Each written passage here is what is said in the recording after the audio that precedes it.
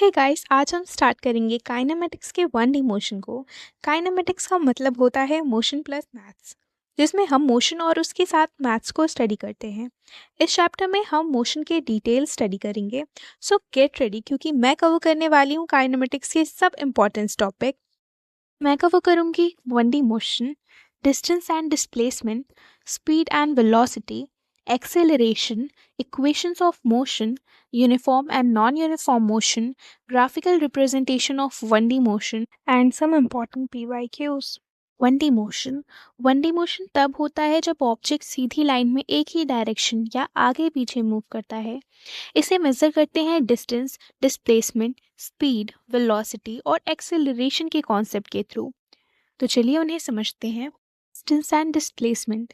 Distance वो होता है जो टोटल पाथ कवर किया गया, जबकि डिस्प्लेसमेंट स्टार्टिंग और एंडिंग पॉइंट के बीच की शॉर्टेस्ट डिस्टेंस होती है। अगर आप 10 मीटर्स आगे चलें और 10 मीटर वापस, तो टोटल डिस्टेंस 20 मीटर होगा, लेकिन डिस्प्लेसमेंट 0 रहेगा। Next is speed and velocity. Speed मतलब कितनी जल्दी कोई चीज़ मूव करती है, जबकि वेलोसिटी में डायरेक्शन भी काउंट होता है। सोचो, दो कार एक सीधे रास्ते पे चल रही है और दूसरी गोल गोल घूम रही है। दोनों के स्पीड सेम हो सकते हैं, लेकिन उनकी वेलोसिटी अलग होगी क्योंकि डायरेक्शन अलग है। स्पीड, वेलोसिटी, एवरेज वेलोसिटीज़ के फॉर्मूलेज ये हैं।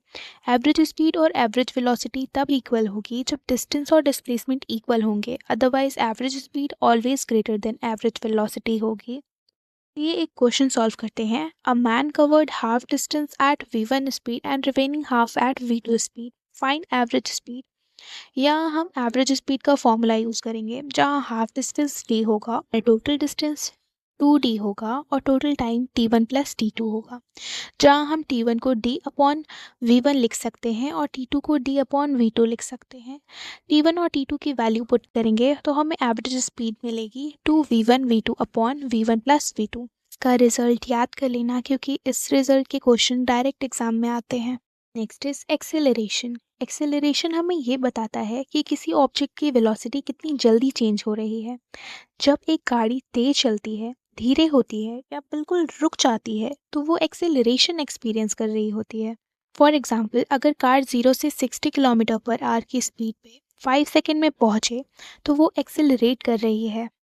चलिए क्वेश्चन देखते हैं, जहाँ equation v equals 2t square minus 4t given है। हमें फाइंड करना है acceleration at t equals 3 second पे। जब हम वेलोसिटी को डिफ्रेंशिएट करते हैं तो हमें मिलता है 4t माइनस 4। यहाँ हम t की वैल्यू पुट करेंगे 3, तो हमें एक्सेलरेशन मिलेगा 8 metre per second square. Question number second है, find average acceleration from 0 to 3 second. Average acceleration का फॉर्मूला होता है v2 minus v1 upon t2 minus t1। हम सबकी वैल्यू पुट करेंगे तो हमें 2 मीटर पर सेकेंड स्क्वायर मिलेगा। Just direction of motion. Displacement सिर्फ पोजीशन का चेंज दिखाता है, डायरेक्शन नहीं। मोशन की डायरेक्शन वेलोसिटी से डिफाइन होती है।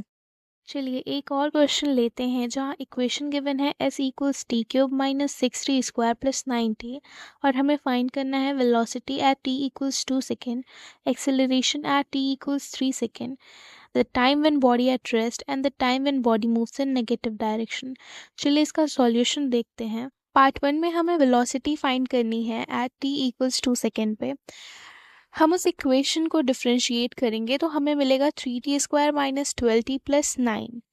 इस इक्वेशन में हम t इक्वल्स 2 सेकेंड पुट करेंगे तो हमें वेलोसिटी एट 2 सेकेंड मिल जाएगी। पार्ट सेकेंड में हमें एक्सेलरेशन फाइंड आउट करना है, तो हम उस वेलोसिटी के इक्वेशन में t की वैल्यू 3 सेकेंड पुट करेंगे तो हमें एक्सेलरेशन मिल जाएगा। पार्ट थर्ड में हमें वो टाइम फाइंड आउट करना है जब बॉडी रेस्ट पे हो। इसके लिए हम वेलोसिटी को 0 लेते हैं और इक्वेशन को सॉल्व करते हैं। टाइम की दो वैल्यू मिलती है, 3 सेकेंड एंड 1 सेकेंड। इसका मतलब क्या है कि बॉडी 3 सेकेंड और 1 सेकेंड पे रेस्ट पे होगी। पार्ट 4 में हमें वो टाइम फाइंड आउट करना है जब बॉडी नेगेटिव डायरेक्शन में मूव कर रही हो। इसके लिए हम वेलोसिटी के इक्वेशन को लेस देन 0 लेते हैं और उस इक्वेशन को सॉल्व करते हैं, तो हमें फिर दो आंसर्स मिलते हैं, 1 and 3। Next is displacement in n second. इस फॉर्मूले को हम एक क्वेश्चन के थ्रू समझते हैं। इक्वेशन गिवन है s equals T square minus 4, s displacement और t टाइम है। और हमें फाइंड आउट करना है थर्ड सेकेंड पे displacement. Displacement in n second निकालने के लिए हम ये फॉर्मूला यूज़ करते हैं। अब t की वैल्यू 3 और 2 पुट करके वैल्यूज़ निकालेंगे और दोनों को सब्ट्रैक्ट कर देंगे तो हमें फाइनल डिस्प्लेसमेंट मिल जाएगा। Next is uniform and non uniform motion. Uniform motion, जब एक ऑब्जेक्ट कांस्टेंट स्पीड पे एक स्ट्रेट लाइन में मूव करता है बिना डायरेक्शन चेंज किए, तो उसे कहते हैं यूनिफॉर्म मोशन। इसमें ऑब्जेक्ट इक्वल डिस्टेंस कवर करता है इक्वल इंटरवल ऑफ टाइम। अब नॉन यूनिफॉर्म मोशन समझो, जब ऑब्जेक्ट की स्पीड या डायरेक्शन चेंज होती रहती है, मतलब कभी फास्ट कभी स्लो या फिर डायरेक्शन चेंज करता है, तो ये होता है नॉन यूनिफॉर्म मोशन। इसमें ऑब्जेक्ट इक्वल इंटरवल में डिफरेंट डिस्टेंस कवर करता है।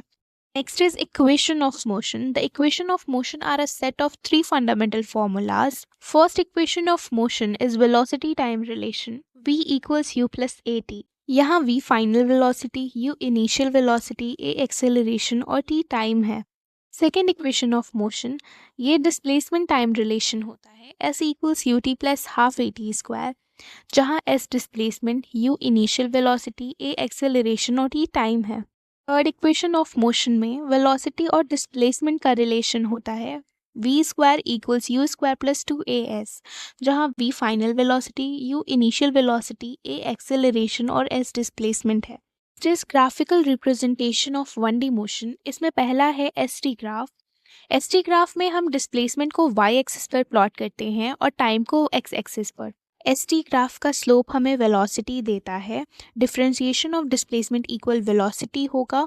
अगर थीटा 90 से कम है तो स्लोप पॉजिटिव होगा, मतलब स्पीड बढ़ रही है। अगर थीटा 90 से ज़्यादा है तो स्लोप नेगेटिव होगा, मतलब स्पीड कम हो रही है। कुछ इंपॉर्टेंट ग्राफ्स भी हैं जिसे मैंने वीडियो में अटैच किया है, आप उसके स्क्रीनशॉट भी ले सकते हैं। Next is VT graph. VT graph में वेलोसिटी y एक्सिस पर और टाइम x एक्सिस पर होता है। इसका स्लोप हमें एक्सेलरेशन देता है और ग्राफ के नीचे का एरिया हमें डिस्प्लेसमेंट। इसमें भी कुछ इंपॉर्टेंट ग्राफ्स हैं जो मैंने अटैच किए हैं, स्क्रीनशॉट ले लेना। Last is AT graph. इसमें एक्सेलरेशन y एक्सिस पर और टाइम x एक्सिस पर होता है। एटी ग्राफ का स्लोप हमें जर्क देता है। Area of AT curve equals to change in velocity. इसके भी कुछ इंपॉर्टेंट ग्राफ हैं जो मैंने अटैच किए हैं, स्क्रीनशॉट ले सकते हो। ये रही उन ग्राफ्स की समरी।